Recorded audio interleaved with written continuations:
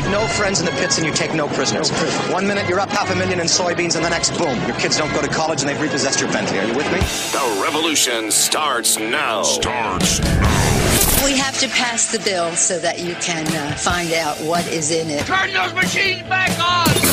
You are about to enter the Peter Schiff Show. Show me the money! If we lose freedom here, there's no place to escape to. This is the last stand on earth. The Peter Schiff Show is on. Call in now. 855-4-SHIFT. That's 855-472-4433. I don't know when they decided that they wanted to make a virtue out of selfishness. Your money, your stories, your freedom. The Peter Schiff Show. Okay, let's get started. This is the Peter Schiff Show. This is Michael Pento, but it is always the gold standard in talk radio. So I was up most of the night with a food poisoning bout that I had from eating mustard that was about a year expired. So you'll have to bear with me today, but I can promise you, though, I'm going to do my best to give you a wonderful program on this Thursday. We have some great guests. We've got John Challenger, and we're going to talk about the job market a little bit. Then we've got Wiley. His name is Brent Wilsey, actually, and we're going to get into a little bit of a debate, even in my weakened condition, about the status of the U.S. solvency. And we are also going to have a lot of fun with Donald Trump. In case any of you out there are still thinking that he's a viable candidate, a serious candidate, I'm going to put that notion to rest once and for all. So here's the question of the day. Are you worried about the end of QE2? The Fed's whole recovery plan, their whole method about bailing us out of the financial crisis that occurred in 2007, 2008, is to crumble the currency. Now, that's been my theory. It's been Peter's theory. And it's been just a theory because the Fed has never come out and said explicitly, they won't do it, that what they want is a weaker dollar. They believe that's going to bail out the entire economy. It's going to boost exports. It's going to boost home prices. They will not come out and say that. But they did say something this morning on CNBC. I'm not sure if we have that sound yet, but I'm going to bring it up for you. It'll be here in the next minute or two. But we had former Federal Reserve Board of Governor member Frederick Mishkin. And he is a professor, an economics professor at the Columbia Business School. And I want you to hear from his mouth what he said about the U.S. dollar. But we'll get to that. Now, Bernanke is going to have a press conference next week. I wish I was at that press conference. I mean, God forbid they ever allow me at Bernanke. I'll expose the guy in 2 seconds.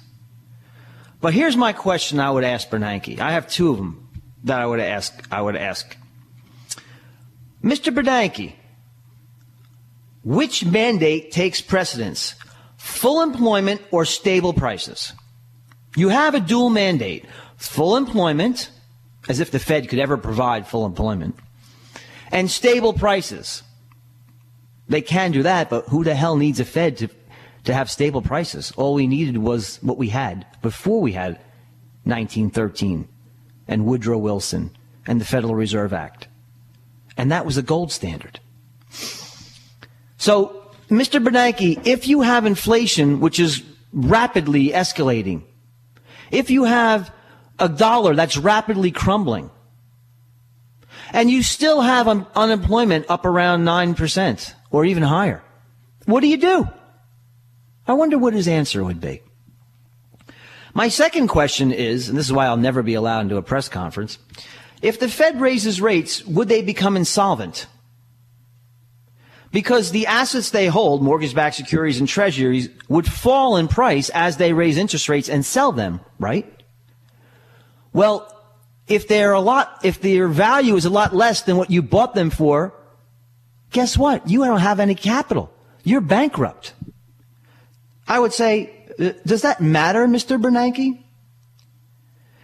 But even more importantly, doesn't it really mean that you are incapable? It is impossible for you to drain all of the liquidity that you put in the system? That this inflation will be with us forever? Because you're bankrupt and insolvent? I mean, where do you get the assets to sell? If your assets are much less than what you paid for them, you can't take all the money you've printed away from the banks. I guess maybe they can conjure up assets out of thin air. Maybe the Treasury will just send them treasuries. They've got enough of them. I don't know, but I really want an answer. Okay, so end of QE2. The dollar is going to continue to crumble. Look what it's doing today. Let's pull up a chart of the DXY. 74.47, down 0.41%. More importantly, let's look at the dollar, the Canadian dollar, the U.S. dollar versus the Canadian dollar. You know, 2 years ago, $1 bought you 1.25 Canadian dollars. Today, 0.94. Let's go against the Australian currency. $1 2 years ago buys you $1.40 Australian dollars. Today, 0.93.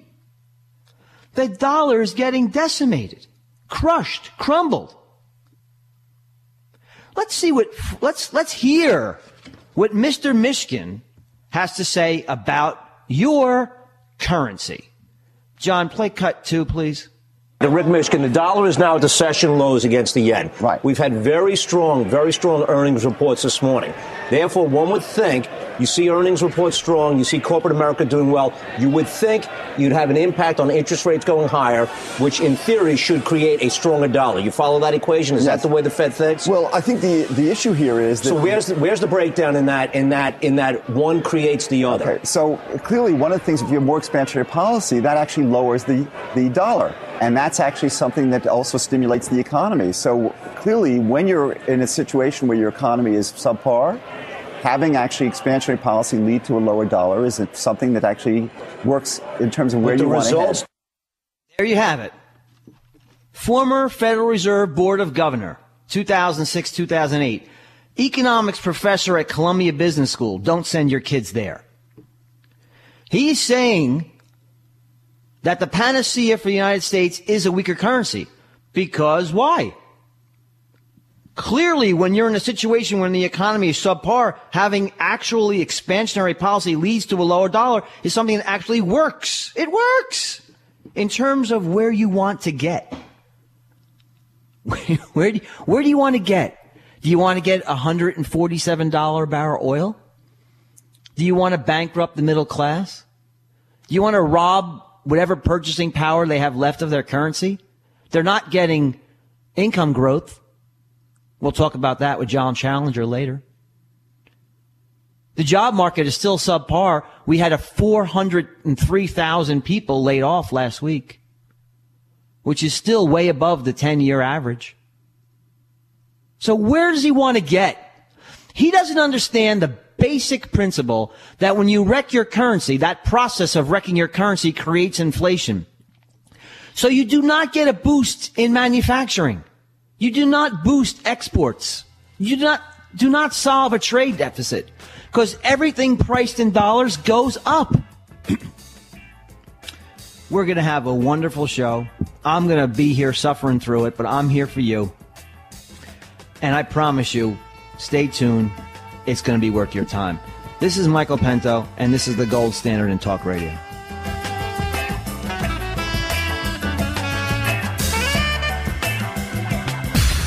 To President Obama, Secretary Geithner, Madam Pelosi, and all of the socialist econ professors across America.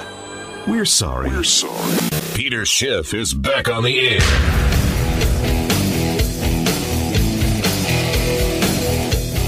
Okay.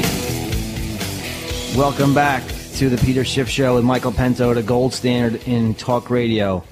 And remember, do not eat outdated mustard, whatever you do.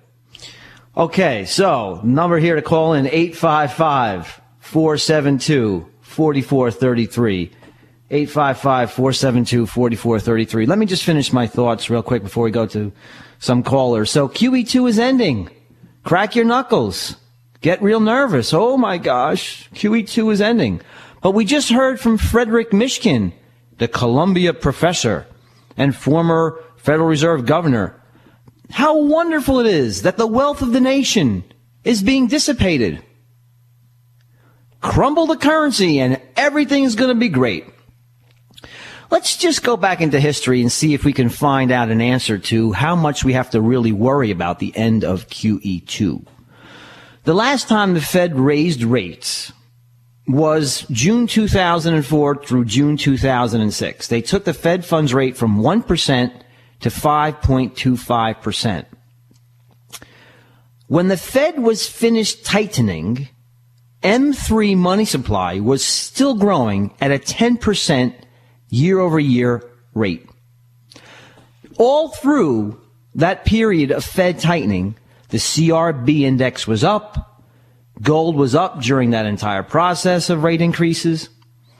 The bottom line is that commercial banks expanded the money supply even after the Fed began to drain liquidity. Now, so the question is, this time around, will commercial banks supplant the Fed when they finish counterfeiting money? Now, they probably won't do it. In fact, they won't do it, guaranteed they won't do it to the same extent that they did back in the middle of the last decade. But the Fed will be loath to create another 1937 depression within a depression scenario. Bernanke, of course, we all know, he's the scholar of the Great Depression. And back then they tried to balance the budget, they tried to raise interest rates, try to have a real economy, and it was another depression inside of the depression. Unemployment rate skyrocketed, and the economy fell back down. So Bernanke is this is what he's going to do. I don't even need to listen to the press conference, even though I will for giggles. He's going to maintain the size of the balance sheet and not raise interest rates in June. So he'll announce the cessation of the expansion of the balance sheet, no more accumulation of assets, but he will keep the size static. In other words, when MBS gets paid back, he'll replace those with treasuries. And he will not raise interest rates for several quarters to see the effect of the end of QE2 has on the economy. Guess what that's going to mean for the U.S. dollar? We see what's happening today already. we already see. It's not a mystery or a secret what's going to happen in June. Everybody knows QE2 is scheduled to end. So where's the panic? I look to the markets to tell me, is the U.S. dollar starting to rally in anticipation of this event? No.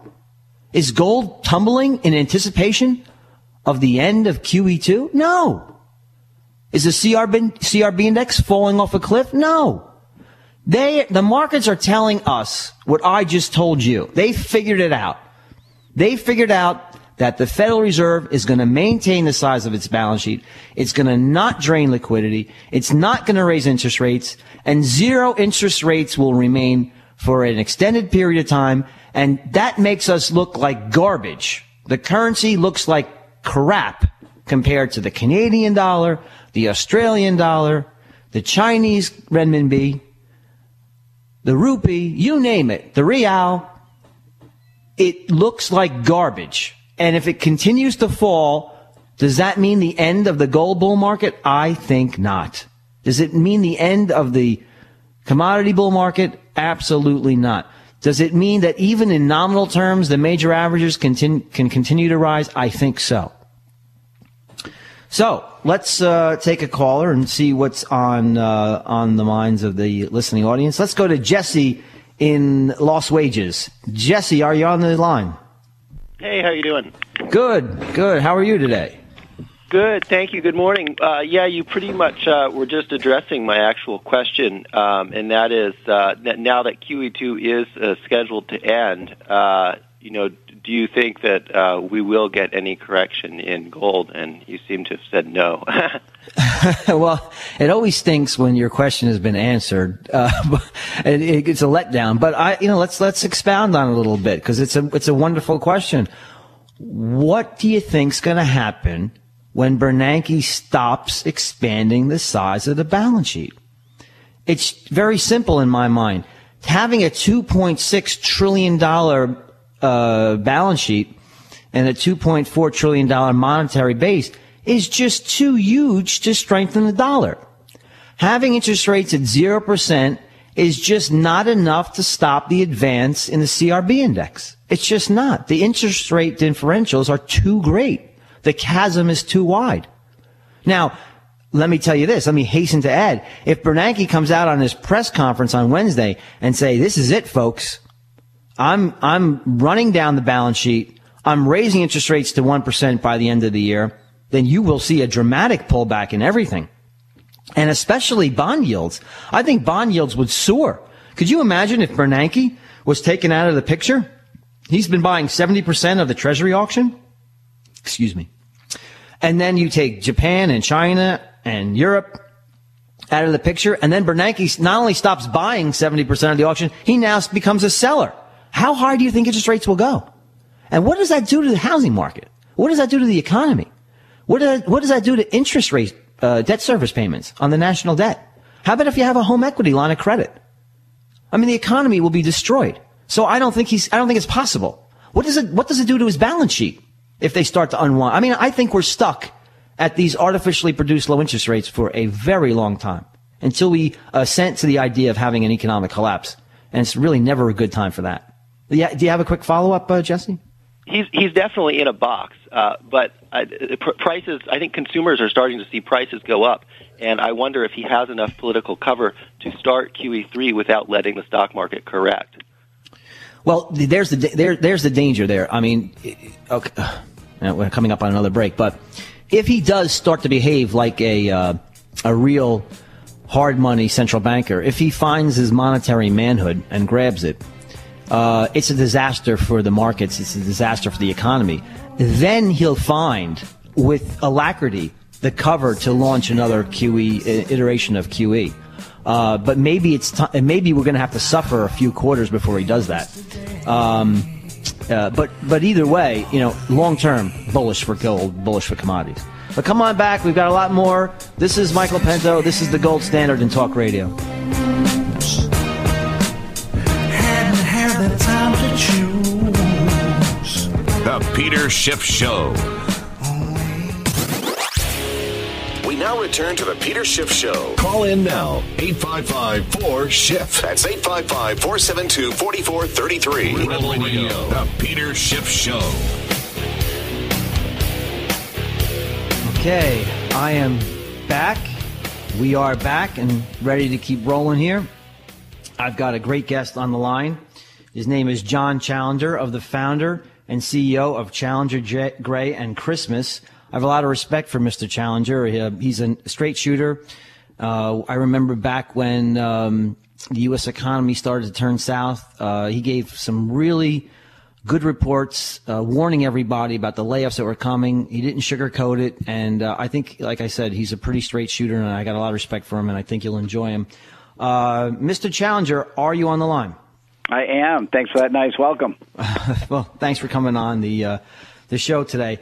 You were on CNBC a couple of days ago. I think you were on with my friend Dan Greenhouse, and you got into a little bit of a discussion about the employment situation. And before I get into that particular part of the interview, could you just give for our audience a brief overview as to where you see the labor market today?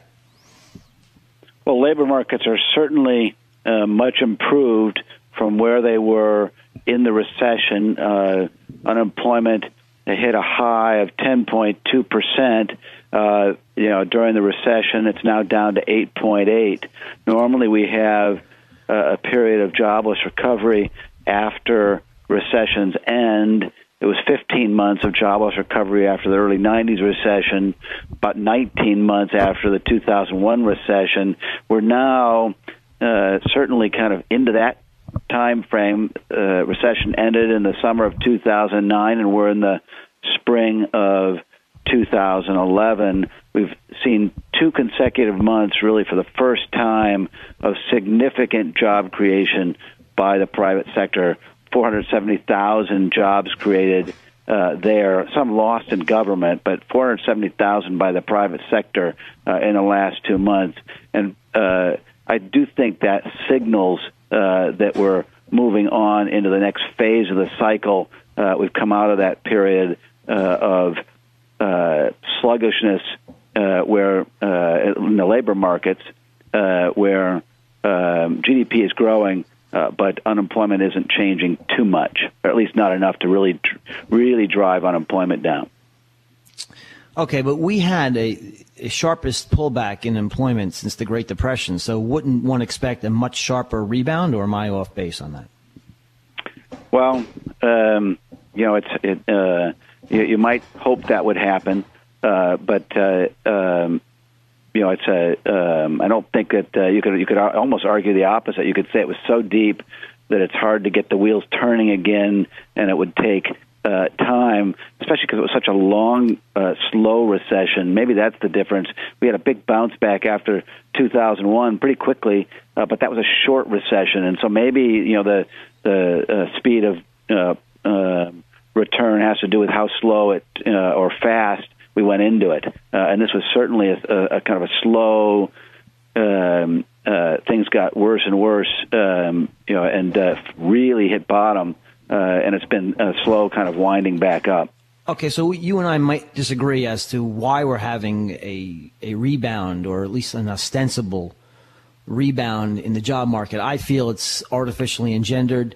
I feel it's all about low interest rates, free money, and piling debt upon debt. So I think the sustainability and longevity of this ersatz recovery will be very, very truncated in nature. So, but you can comment on that if you'd like to, but what I really want to get into, the nuts and bolts of this interview, is when will wage growth start to kick in? Real wages are falling, and I think it's going to have a very detrimental impact on the economy. Would you like to give us your opinion on that? Well, I'm kind of in agreement there. I think we've had flat wages, and CPI is growing, and that means a drop in real wage growth. And I don't see that changing around anytime soon. We still have unemployment at 8.8%, which means companies are in the driver's seat in regard to supply and demand. As they do open up jobs, create jobs, there are still 4 to 5 people for every job out there that they have open, and a lot of those jobs are jobs where maybe structurally there aren't the right people for. So there's a lot of competition for those jobs, which allows companies to keep wages down. Also, I think we're competing now to a much greater degree with workers around the world who can do often the same kind of work we can do, same quality of work we can do, but our wage structure is much higher. And as part of globalization is we're going to see some equalization of those wages. So I think it's going to be hard to see wages rising anytime soon. Okay, I know nothing, John, of your economics or of your politics. So I'm going to ask some questions. We'll learn together, myself and the listeners. So what is the correct economic policy to create jobs, in your opinion? How do we bring back those 8.5 million people that have lost their jobs?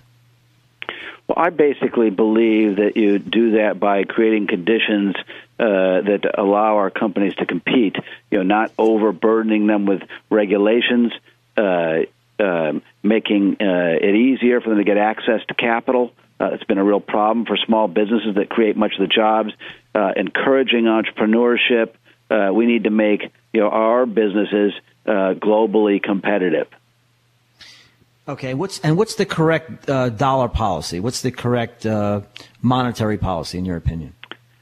I don't know if I can really give you an opinion there. Obviously, we compete better around the world if our dollar is low, but that creates real issues for interest rates. Can I challenge John Challenger on that? Because I do have to say to you, though, I feel like it's for me. It's not something that I think about as much. What we should do there, as much as I think about the people, who are out of work, who need those jobs, and businesses that need to grow. Well, you see, when you said, it almost sounded like you said that, but it almost sounded like you're just repeating that because you heard it somewhere from someone very intelligent. I mean, when you think about like what Frederick Mishkin, former Federal Reserve governor, that the whole plan on the part of the Federal Reserve was to wreck the currency and to boost exports and to then also boost home prices. That was their whole plan, and it's failing miserably. See, why I don't think a weaker dollar works is because everything priced in dollars goes up. So you don't boost exports. Let's take, for instance, the policy of today, where you see the U.S. dollar index is down about 8% year over year, and sent the CRB index up about 30% year over year. Everything a foreigner wants to buy from this country has increased in price. Therefore, the foreigners are immune from the inflation that we've created. So you don't end up boosting exports. However, everything that we purchase, everything we import, has cost us more. So the trade deficit actually increases. And you don't boost your manufacturing base, as evidenced from the fact that in 1953, 28% of our nation's GDP was derived from manufacturing. And now it's just 11%, even though the dollar has crumbled through most of the 80s, 90s, 2000s, and now the first part of this decade. Yeah, I hear you. Okay. All right. So here, let me go into something else that let me see if I have time to get into this. All right. You know what? I don't think I do. But on the other side of this break, you got into it a little bit with Erin Burnett. Erin Burnett on CNBC asked you the question, how much wage growth can we really afford? And I'd love to know your opinion on that. And also, Challenger, Gray, and Christmas, what they really study is the layoff picture. I want to get into that. So you'll be with us. Hopefully our listeners will stay with us. So come on back after the break. This is Michael Pinto, and this is the gold standard in talk radio. Come on back. About things today in fallen leaves. Since you hadn't heard the news. Since the Peter Schiff Show was last on the air, the national debt added another $7.89 million. Luckily, Peter's intelligence is growing twice as fast. That's incredible. Welcome back to your source of sanity in an insane world. It's the Peter Schiff Show.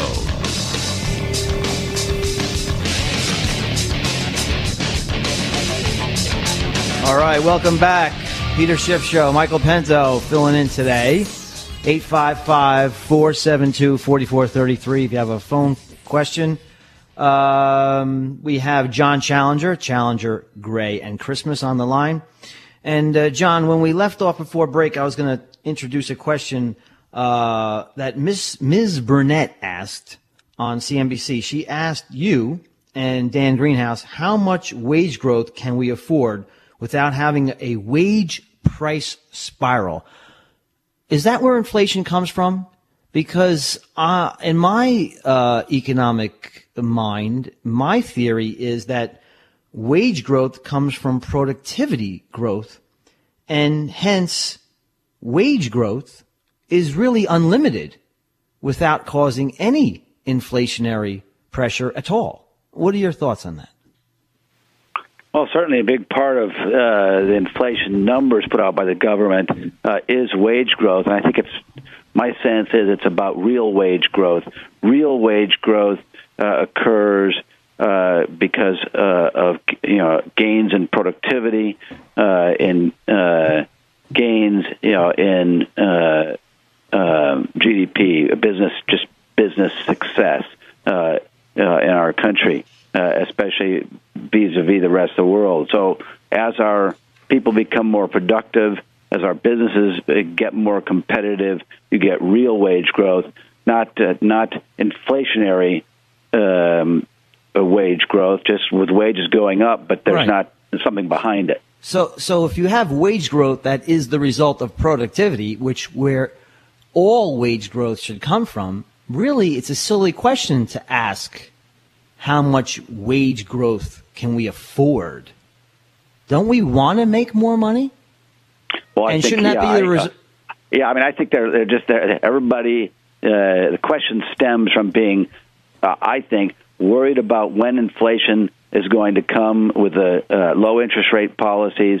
When is that? The growth in the monetary supply, when that really starts to get going, and if wage, not real wage growth, but wage inflation kicks in, will that just add to the problems that will force the government to raise interest rates and slow down the economy? Well, wages rise in response to the inflation. That's what's happening today. So when you have the wage growth actually helps you pay for the inflation that Bernanke is creating. But the problem is that wages are always lagging the inflation. So you always have a fall in real wages when you destroy the currency and you create inflation, because when the inflation is first created, it never ends up in the middle class hands. It's never evenly distributed. It always goes into commodities first and the people who own our debt. That's why, to talk about waiting for a wage spiral to push the Fed's hand, I think is ridiculous. You're going to be way behind the inflation curve if you wait for that to happen. Well, but aren't they basically pushing the dollar down to pay off all that debt that we owe? At one point or another, how are we going to pay off all the debt that we owe the world unless we inflate our dollars? Well, you never get to do that, because when you go down this road of inflation, your interest rate expense skyrockets, and you end up getting to a Weimar Germany or an Argentina or a Zimbabwe type of situation where you're printing money to pay off debt, but every dollar you print is going to pay interest. Quantitative easing in the summer, isn't it? So we're going to face some of the first real questions around that as quantitative easing stops, and we now have to look at and see what happens if interest rates do start to go up. Those are going to certainly add to our national debt in a big way sometime in the future if we don't get control of our expenses. Agreed. And also, when you go down this road of thinking that you can monetize away your obligations, which is, by the way, a form of default, you crumble your GDP. Your GDP falls, so then you have even a less ability to. You don't have the interest, the revenue from GDP crumbles, so you can't service your debt. In addition to having those increased debt expenses. So let me ask you. It may be a reflection of where our economy stands vis-a-vis the rest of the world today. Right. So let me ask you this. So you monitor and track layoffs. So what's the trend so far in 2011? Layoffs have been very light now, really, for some time, really since the recession ended about September of 2009.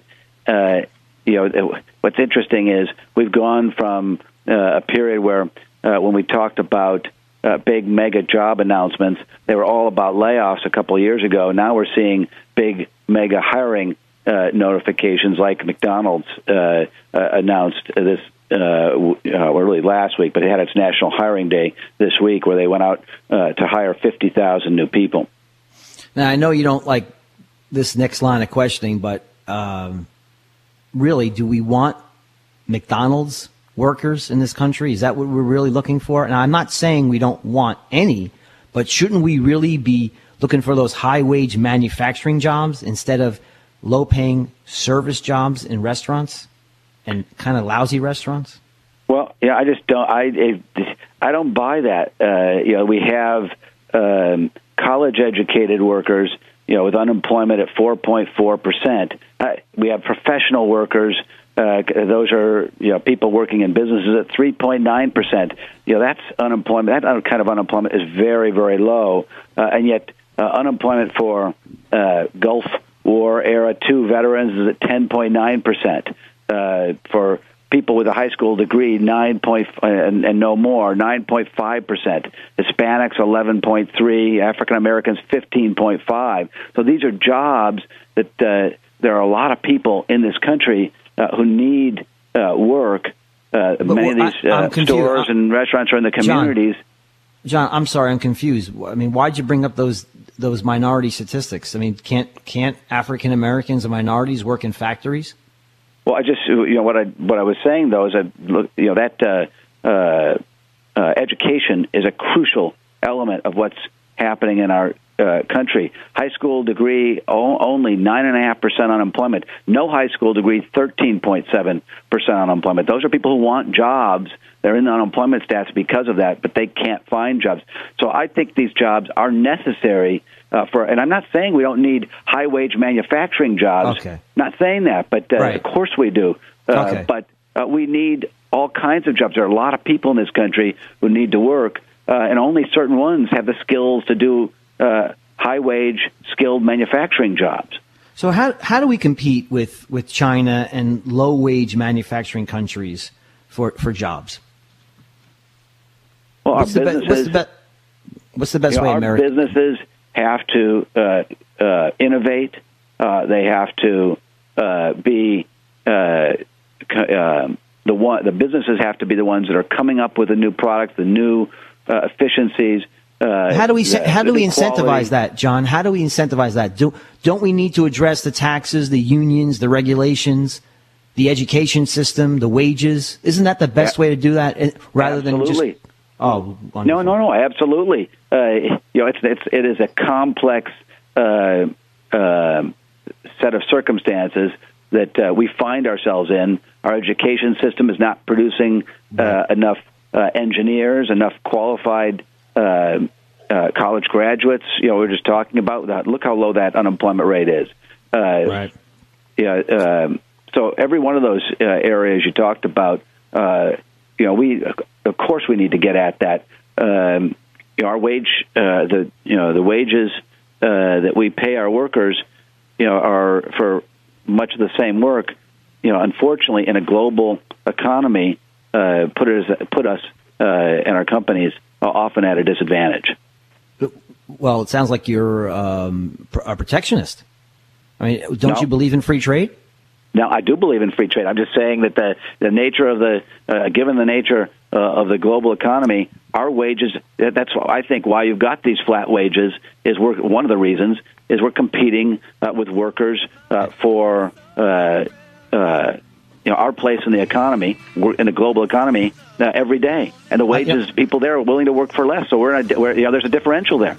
Well, I have a great way you can boost our manufacturing base, and you can even compete better with the Chinese by lowering wages, and that is reducing the rate of inflation and reducing taxes. Then real after-tax income goes up, and then you can compete better with the Chinese. But I thank you very much, John Challenger, the founder and CEO of Challenger Gray and Christmas. Come on back. This is the Peter Schiff Show with Michael Pinto. Second hour coming up right after this. The Peter Schiff Show. You make no friends in the pits and you take no prisoners. 1 minute you're up 500,000 in soybeans and the next, boom, your kids don't go to college and they've repossessed your Bentley. Are you with me? The revolution starts now. We have to pass the bill so that you can find out what is in it. Turn those machines back on! You are about to enter the Peter Schiff Show. Show me the money! If we lose freedom here, there's no place to escape to. This is the last stand on earth. The Peter Schiff Show is on. Call in now. 855-4-SHIFT. That's 855-472-4433. I don't know when they decided that they wanted to make a virtue out of selfishness. Your money, your stories, your freedom. The Peter Schiff Show. All right. Welcome back. This is Michael Pinto filling in for Peter. Second hour. This is the gold standard in talk radio. If you want to call in, ask me a question, even though we're backed up on the phone lines, I will get to some of these callers in the next half hour. 855-472-4433. That's 855-472-4433. Hope I'm giving you a good show, even in my expired mustard-induced weakened condition. So our next guest is an individual known as Brent Wilsey. Brent Wilsey is the president of San Diego-based Wilsey Asset Management. The firm has about $100 million in client funds. $100 million, yes. And he's been in the industry for 25 years. Brent, are you on the line?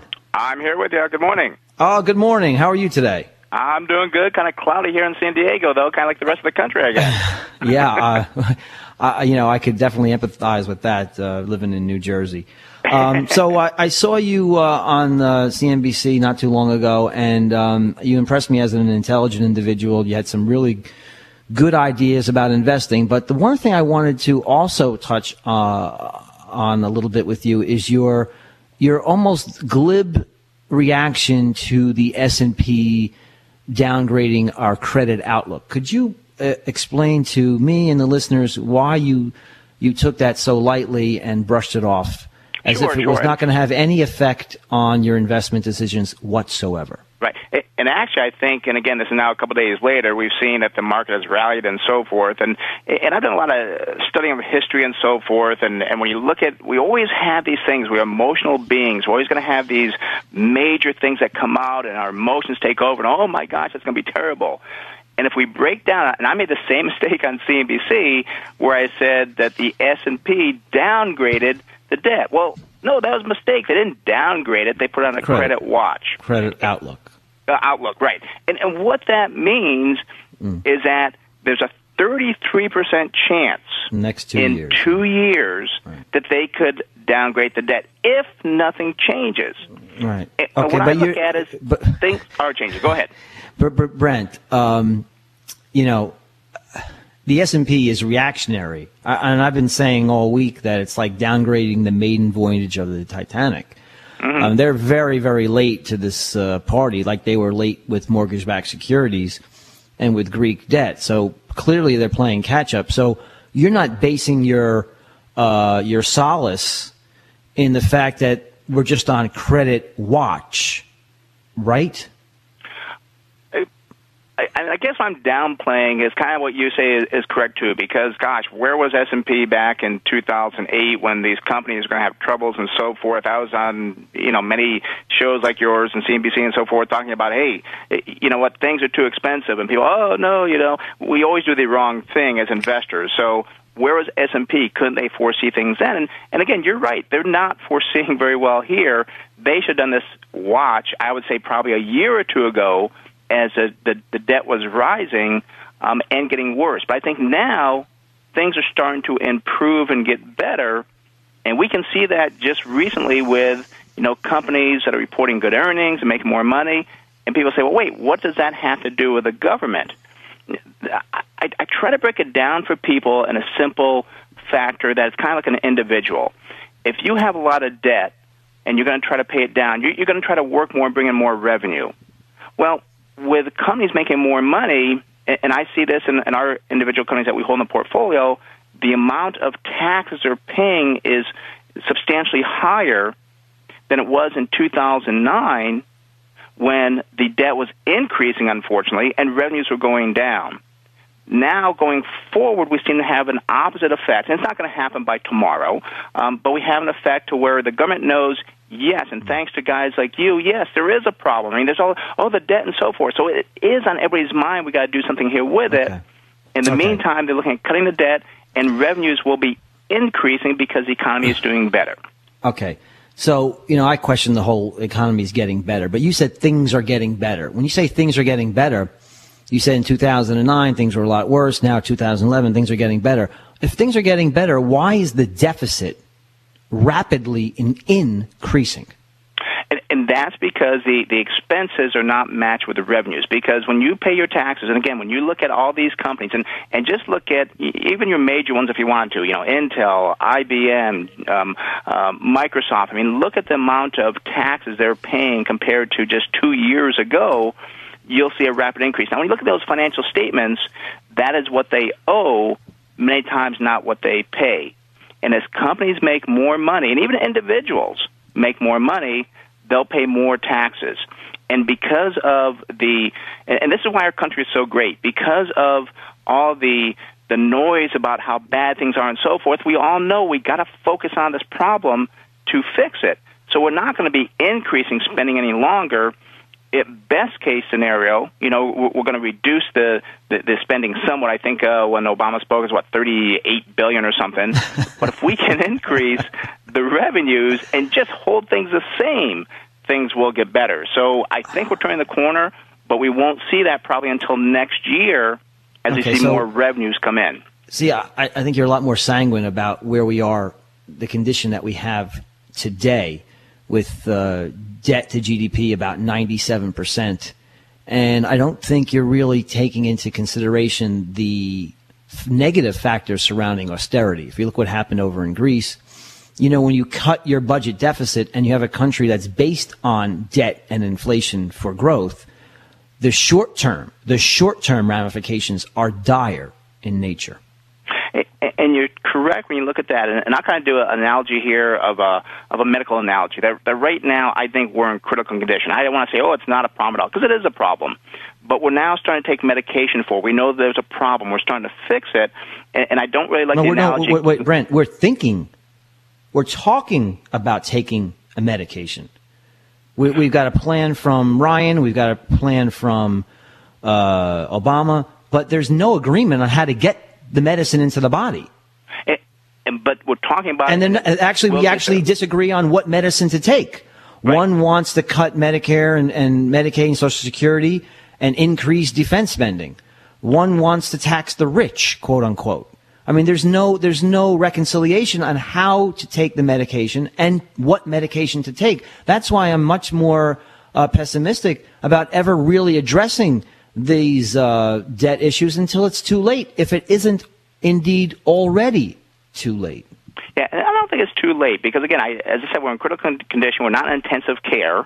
And I said this about Obamacare a couple of years ago. I'd be like, oh, my gosh, it's going to destroy companies. And companies went down and how terrible it was and so forth. And what I said then was, you know what, something's going to pass. I can't tell you what it's not going to be as bad as you think. It won't be as good as you think. And I think the same thing's going to happen here.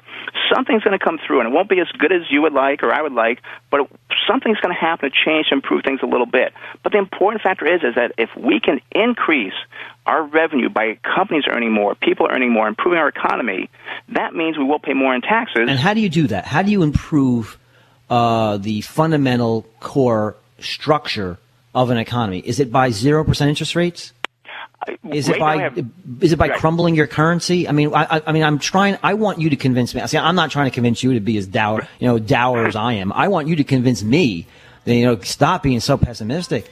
Well, the good news about that is you're going to have a whole commercial break to think about it. But I want to just talk about why you think, you said you were negative in 2008 and you were on record saying, you thought we were headed for a crisis. And I believe that because I take you on your word.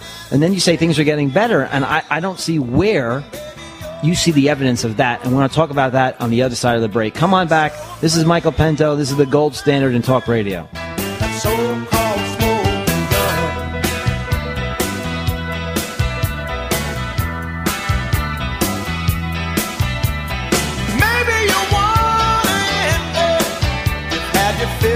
The Peter Schiff Show. To President Obama, Secretary Geithner, Madam Pelosi, and all of the socialist econ professors across America. We're sorry. Peter Schiff is back on the air.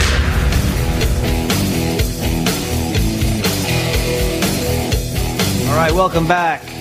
This is still the gold standard in talk radio. Michael Pinto with you, 855-472-4433. If you have a question, and we've got some callers on the line that I promised to get to very shortly. But right now, we have on the line with us Brent Wilsey, and he is of the San Diego-based Wilsey Asset Management, and a real intelligent guy. So before the break, we were talking about why you thought we were seeing some healing in the country, even though you saw the credit crisis, the housing crisis that occurred in the middle part of the last decade. So when you say things are getting better, I just see the idea to seek as a cure exactly what headed us down the road of perdition, which is basically vastly negative real interest rates, counterfeiting of the currency, inflation, and debt. So since those things have increased dramatically, exponentially in some cases,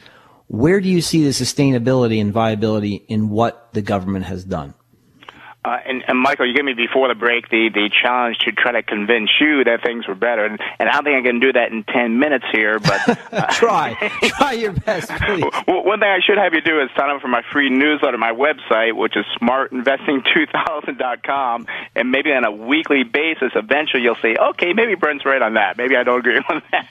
Okay. But one thing I look at is because my main job as a money manager is to invest clients' money, and what I look at is financial statements. I'm, really look deep at the financial statements. And when I look at, I'm going to use Intel, which, full disclosure, we hold it in our portfolio. What I see in Intel, back in the first quarter of 2009, their provision for income taxes was zero. The second quarter, $348 million. Now, they just reported very good earnings. Their provision for income taxes this quarter, they just finished, $1.2 billion on top of last quarter's $983 million. So what is happening is that we are starting to see companies do better because they're going to be paying more taxes. Now, why are they doing better? They're doing better because there is more money in the system, which is hurting us short term. Mm-hmm. The dollar is lower, but this is making our products more attractive worldwide. I don't get that. I don't get that. I don't understand how, when you weaken a currency, your products become more competitive overseas. Can you walk me through that? Because I'm not smart enough to understand that. Sure. And actually, just look at a very simple concept: is that if you have a strong currency from overseas and our dollar goes down, you can buy, I'm going to say, an Intel chip. Right. For less because you have the stronger currency. Why is that? I don't get that. I don't understand that. See, because the inflation that you've created in order to bring your currency down brings up the prices of everything you're trying to sell overseas. That's why I just don't get it. I think you immune foreign importers of our products from the inflation that the American people are suffering through. And again, we'll probably need another half hour for this, but I don't see the inflation you're talking about, because the price of those chips, I got to ask you, is the price of those chips going up or down? Well, when you talk about potato chips, they're going up. When you talk about oil and commodities, they're soaring. When you're talking about hard assets, they're soaring. If you're talking about electronic components, a lot less. Right. And so there are certain things we can pull out to make our case look good. And what I try to do is look at the whole thing. When did you go long Intel, Brent? When did you go long it? We bought it around $15 a share, probably, back in 2009, I think it was. 2009. Probably like mid 2009. I'm putting up a 2-year chart of Intel, and it looks like it's been pretty much dead money, other than that spike that you had when the whole market bottomed in the early part of 2009. I'm not sure how you can call it dead money. If the stock's around 21, we paid, and again, these are approximate numbers, 15. Will that be about a 30% return plus about a 3% dividend? So, I mean, you're looking at about a 40%, and again, very rough numbers here. Listen, why I say dead money? It's all relative. So, let's say in the past 2 years, Intel is up 40%, which is pretty good. But the gold miner index is up 100%. Oh, I was waiting for the gold thing to come up. Well, I want to see where your money's invested. See, I do like this. You say, I'm not short the market. Right. I just want to own the things that are going to give me and my investors a real return. So I say, let's see, let me prove my point. Put up a chart of the XLF, which is the financial service sector. In the past year, it's down. It's down. A negative return, nominal speaking, real returns plummeting. Yet, if you look at oil or if you look at gold, they're up 30%, 30 and 40% respectively. So, where do you want your money? Where is it going to be treated best? Is it Intel or is it hard assets? Well, let me kind of back up there a little bit. And again, I don't want to give up my whole portfolio here, and this is why I spend so much time reading financial statements to tell people you've got to look at the individual companies. Don't buy the indexes because they won't do well for you. There's a company that we hold in our portfolio that is a financial company that over the past year, and these are approximate numbers again, is up probably somewhere around 30. Give our listen. You want listen. Oh, this is all about the business. So maybe people think that you're a pretty good money manager. What's the name of the stock? And let me see how good it did. Okay. What's the symbol? Okay. What's the symbol? J.P. Morgan Chase. And that's the last one I'm going to give from my portfolio. I don't want to give my whole portfolio. Of course. I don't blame you. Why would you want to do that? But let's put up a chart of J.P. Morgan versus the GDX. Let's see how it's done. And what time frame you using there? I'm going to go back to last. I'll go back to last year. Okay, do 1 year. J.P. Morgan flat on the year, and GDX is up 33%. Let's go back 2 years. See, now wait. You said flat for the year. Yeah. J.P. Morgan Chase is flat for the year. It started in. I'm talking about year over year. I'm not talking about the last, since the beginning of 2011. Are you talking about? Okay. See, and I see that. Yeah, because I see that for the past year. You're right. Now let's do 3 months. We'll do 3 months. J.P. Morgan flat, gold up 15%. So I mean, I'm not. Listen, you're I listen to you on CNBC. You are very intelligent and have some great picks. So I don't want to tell our investors and listeners not to invest with you. So do you have? Let me delve into your other philosophy. Are you investing in hard assets, or do you eschew them in lieu of tech and financials? I do not invest in hard assets, and I tell people. And what's your reasoning? Because you're so intelligent. How could you? How could you not? You don't like the fact that they're pulling gold out of the ground at $500 and $400 an ounce and selling it at $1,500? I mean, that's a nice spread. It's a nice margin. If you like balance sheets, if you like, and I saw the metrics you use. I mean, peg ratios, and that's not my expertise, but I know what they are. These got to look good. Right. And let me just go back and get J.P. Morgan Chase, and I'm going to come back to answer your question. I want to do that for you. Is that real quick, because we only have 30 seconds. Okay. The 1 year didn't work well, but if you bought J.P. Morgan Chase in July or September, gosh, you were up over 20%. So numbers can always lie. You've got to look at the overall picture there. And I don't buy hard assets because I don't know how to value them. I can't see any earnings. I can't see any dividends from them. And well, don't buy hard assets. Buy the companies. You're not buying chips. You're buying Intels. That's the difference. I will tell you, about a year ago, I did actually recommend Newport Mining on all right. Yeah. There you go. Okay. Thank you so much for coming on the show. That's Brent Wilsey of the San Diego-based Wilsey Asset Management. Great guy, very intelligent. Thanks for coming on the show. Come on back after the break. Michael Pinto, Gold Standard Talk Radio. We now return to the Peter Schiff Show. Call in now, 855-4-SCHIFF. That's 855-472-4433. Rebel Radio, the Peter Schiff Show. Okay, we're back. Michael Pinto, Gold Standard, Talk Radio. I want to take a few phone calls before I put Donald Trump on the roasting coals. I wonder how many of you out there really think that he represents the Tea Party. Well, we're going to have a lot of fun in a few moments here, but let's get to some phone calls here. Let's go to Matt in NYC. Matt, you there? How's it going, Michael? How you doing, Matt? You got a question for me? I'm good. Yeah, I got a question about QE. Wait, hold on. Hold on. Before you answer your question, do you think I embarrassed that guy, Mr. Wilsey, Brent Wilsey? I mean, I don't want to embarrass him on the air, but I'm like, you want J.P. Morgan, you want to give me your portfolio, and then, you want to buy Intel, but you don't want to buy gold stocks. What's the rationale? I don't see I hear what you mean, because I'm doing the gold thing too. I don't think you embarrassed him. You made him seem like an intelligent guy. So, and he is. So good. So, what's the question, Matt? My question is about QE and the possibility that it may end in when they announce it or around May, and it ends on time. If that does happen, and they go into, say, like a perpetual QE, kind of where they don't announce it, but it just keeps continuing because the balance sheet is so big. Kind of a theory that I listened to from James Rickards. If they do that, what will be the market's reaction, do you think? Do you think that, more or less, people will be like, oh, inflation's over, and then, some prices will drop, a good time to get in on things, or will, the market be smart enough and say, okay, this is kind of a perpetual thing that's going to continue, shooting prices higher on things like gold and silver. All right. Well, luckily for us in this country, they cannot do QE. They cannot monetize debt in secret. Up until now, we see the size of the Fed's balance sheet. So when QE scheduled to end in June occurs, not May, it's June.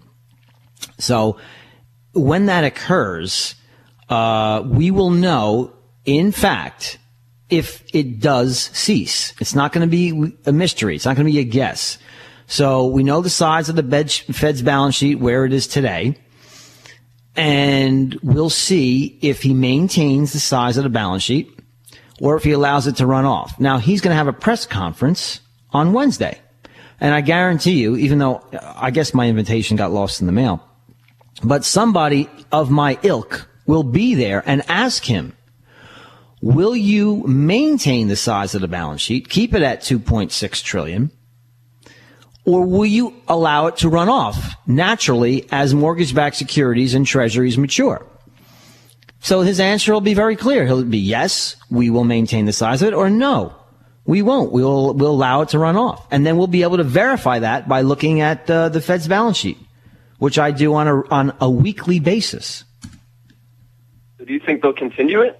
I mean, with them, they're probably going to increase the debt ceiling and stuff, so, they would have to kind of just continue down the same path. I think the Fed would like to at least feign the ability to stop QE.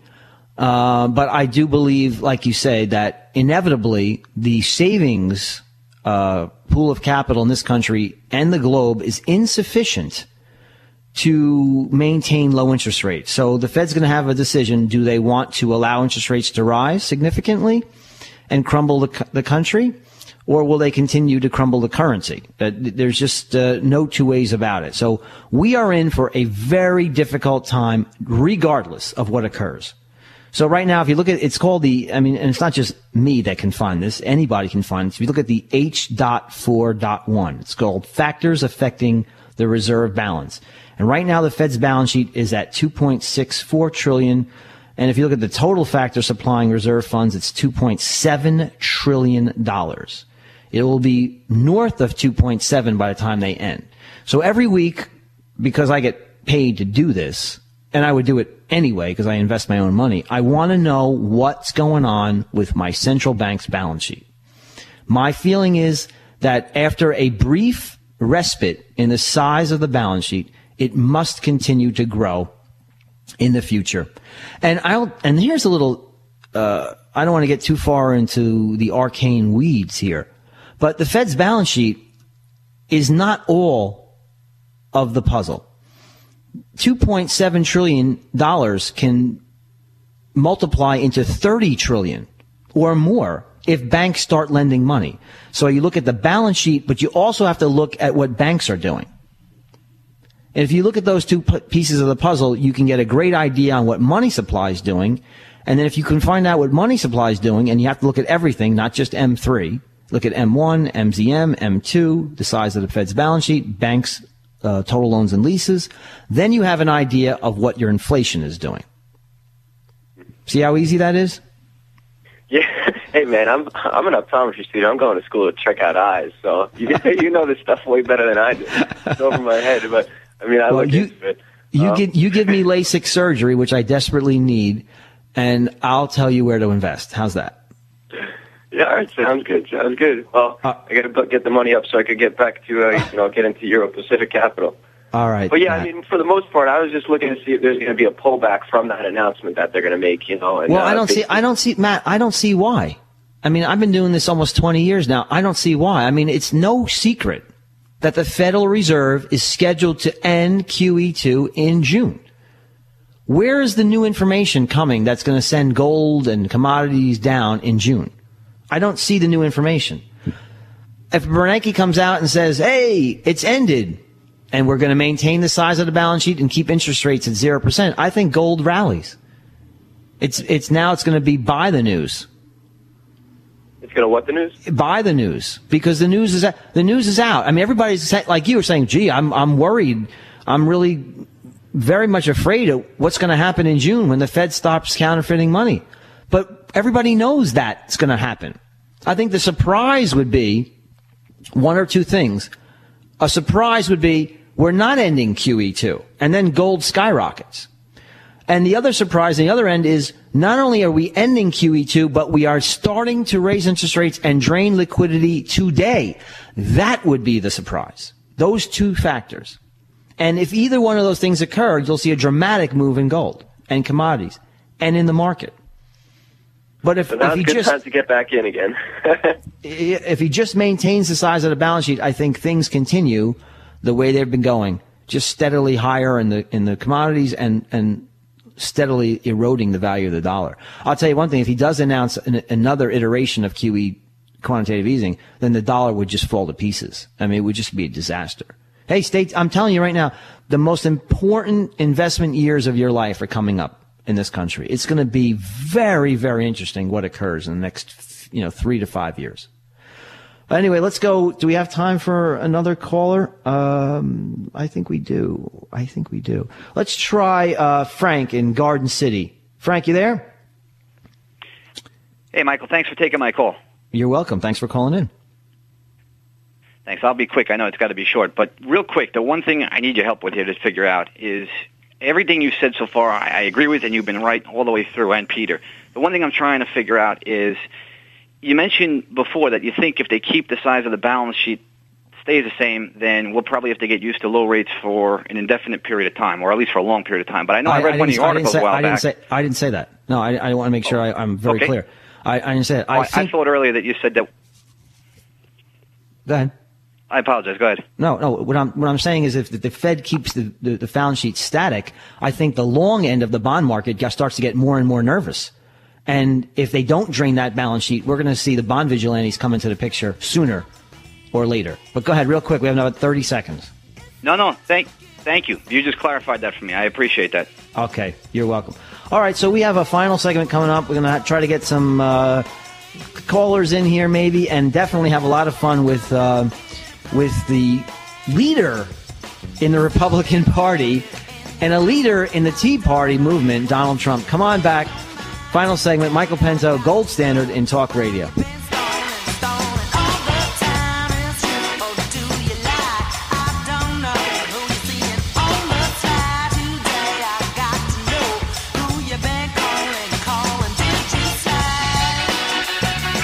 The Peter Schiff Show. Since the Peter Schiff Show was last on the air, the national debt added another $7.89 million. Luckily, Peter's intelligence is growing twice as fast. That's incredible. Welcome back to your source of sanity in an insane world. It's the Peter Schiff Show. All right, we are back. Final segment. Michael Pinto here. And I'm suffering early dementia. I mean, Peter's intelligence is growing, but I need some kind of Alzheimer's medication. Anyway, so I want everybody to understand what's going on here with Donald Trump. He used to be like a buffoon in my eyes. I mean, I like seeing him on television and on The Apprentice, and he's very egotistical. But I think he's becoming dangerous. I think his viability as a candidate is dangerous to this country. So what used to be a pet peeve of mine is now becoming very crucial to this program. Let's go to what occurred on Hardball. Host Chris Matthews played a series of clips of Donald Trump from around the year 2000 and then from a Tuesday morning interview on the Today Show with Savannah Guthrie. And this first clip is of the Donald on Meet the Press in 1999 explaining his pro-choice abortion stance. John, play cut 5 for us. Well, look, I'm very pro-choice. I hate the concept of abortion. I hate it. I hate everything it stands for. I cringe when I listen to people debating the subject. But I just believe in choice. But I am strongly for choice, and yet I hate the concept of abortion. But you would not ban it? No. So are you clear? He hates murder.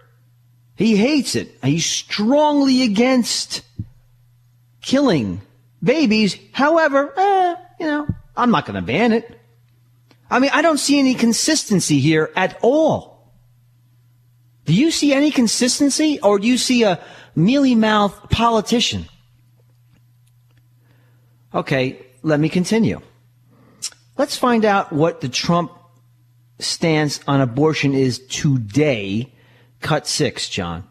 Is there a right to privacy in the Constitution? I guess there is.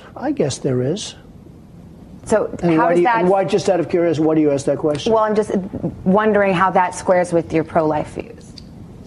Well, it's a pretty strange way of getting to pro-life. I mean, it's a very unique way of asking about pro-life. What does that have to do with privacy? How are you equating pro-life with privacy? Well, you know about the Roe v. Wade decision. Yes, right, sure. Look, I'm for pro-life. I am pro-life. I've said it. I'm very strong there, and I'm strong in pro-life. I mean, people morph and change through the years, but how do you go from strongly pro-life to strongly pro-choice in just a matter of a few years? I mean, he is an adult. He was an adult back in 1999, 2000.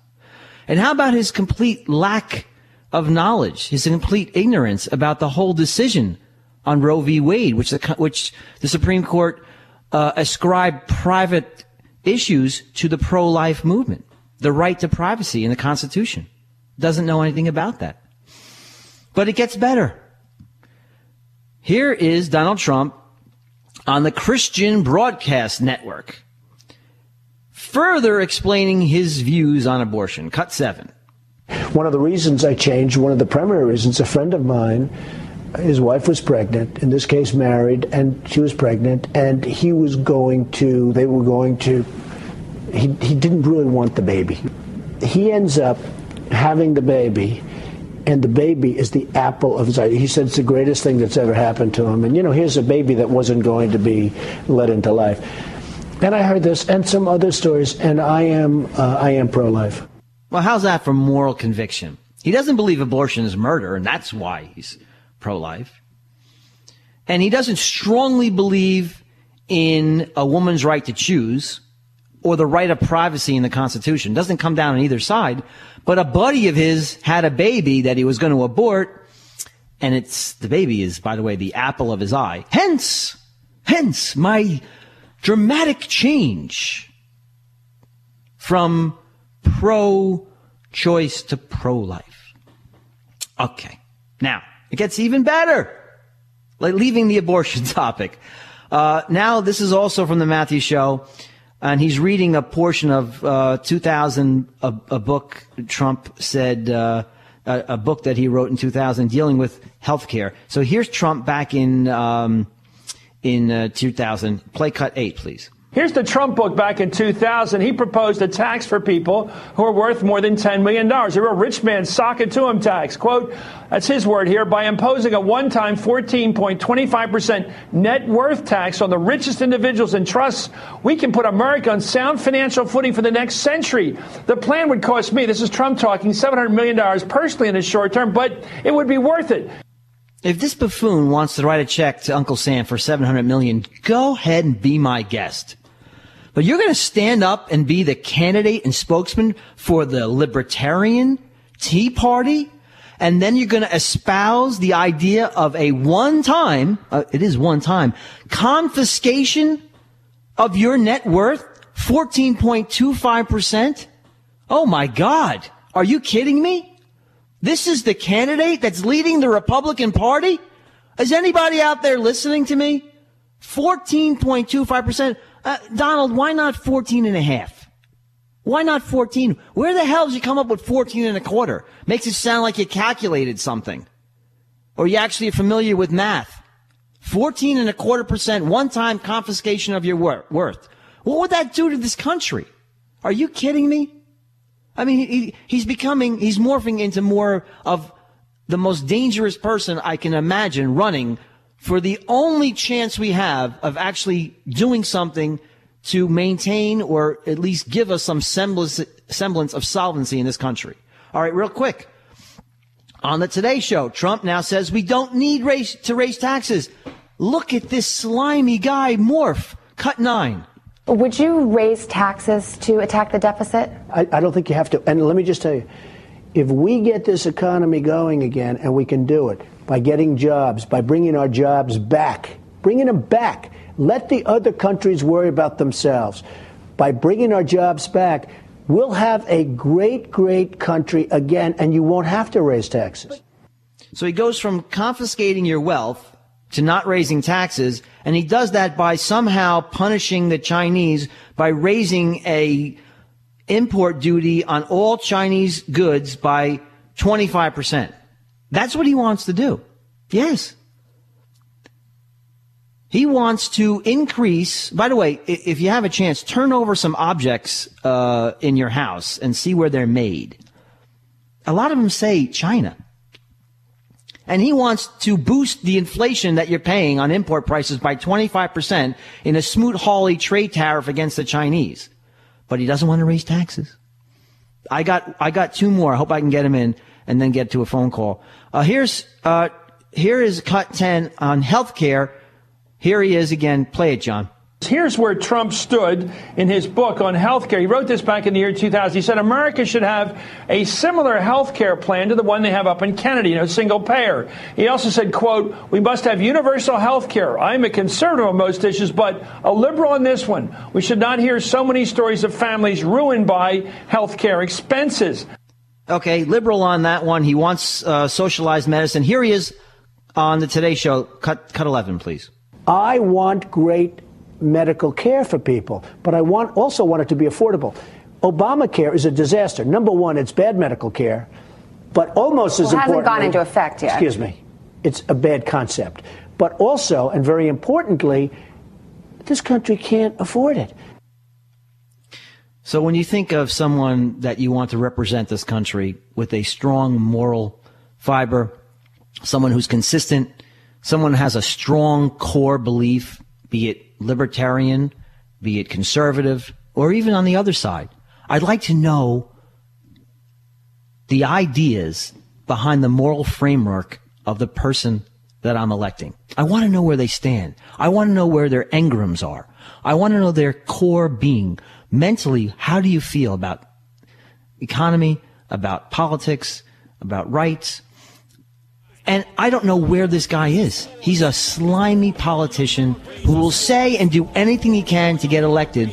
And once elected, he'll be much more to the left than anybody since Dick Cheney. In fact, he's Dick Cheney with schizophrenia. Anyway, I want to thank Peter for allowing me to sit in the last 2 days this week. And I'm warning you now, stay away from expired mustard and also stay away from the U.S. dollar. This is Michael Pento. This is the gold standard in talk radio. Hope to talk to you soon. In the seat, plastic moon beats. Trying to plot his next hit. He took a drag off the 8 elements that compose atmospheric gas. About to let off his sword in full blast. Kept his mind focused, meditating position half lotus. The Peter Schiff Show.